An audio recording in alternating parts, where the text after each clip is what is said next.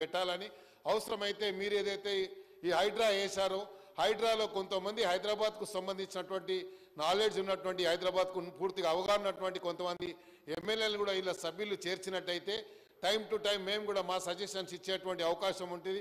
Subject వారు convenient అధ్యక్ష ఇచ్చినట్టయితే మా సజెషన్స్ కూడా ఇచ్చేటువంటి అవకాశం ఉంటుందని కూడా నేను ఈ సందర్భంగా తెలియజేసుకుంటూ ప్రధానంగా అధ్యక్ష ఈరోజు జరిగినటువంటి సంఘటన మళ్ళీ ఒకసారి చెప్పాల్సిన అవసరం ఉంది. ఎవరినో ఉద్దేశపూర్వకంగా కించపరచాలనో లేకుంటే ఇచ్చేయాలనో కాదు.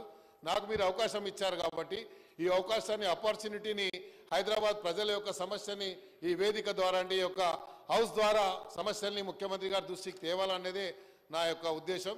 కానీ ప్రతి సందర్భంలో కూడా వారు మాట్లాడితే ఇక్కడ వస్తున్నారు అధ్యక్ష. You will be surprise to know this.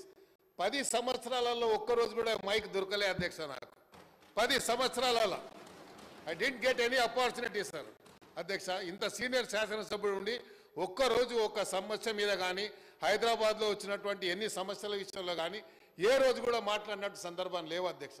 Hyderabad ప్రజల యొక్క సమస్యలు మేము ఇంత సీనియర్గా ఉండి 0 అవర్లు కానీ లేకపోతే పిటిషన్లు ఇచ్చేవాళ్ళం అధ్యక్ష.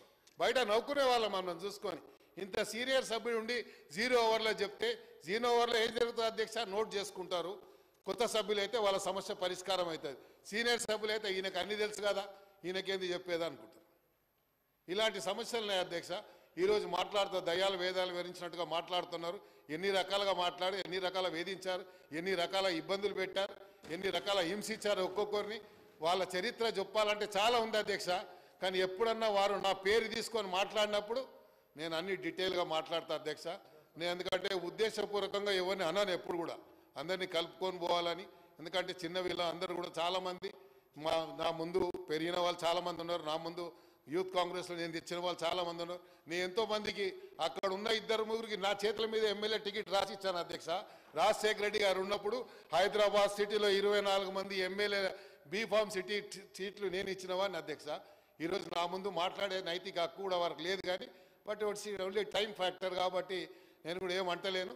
బట్ అప్రోప్రియేట్ టైం వాళ్ళు మాట్లాడినప్పుడు I have every answer sir. Definitely I will answer to them. ఈ ఆపర్చునిటీ ఇచ్చి అవకాశం ఇచ్చి హైదరాబాద్ ప్రజల యొక్క సమస్యల మీద చాలా విషయాలు చెప్పాల్సిన అవసరం ఉంది అధ్యక్ష.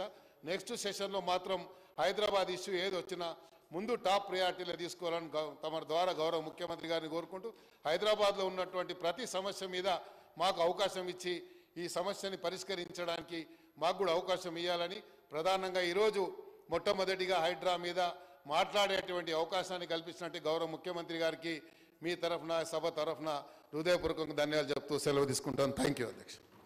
శ్రీ పాల్వాయి హరీష్ బాబు గారు.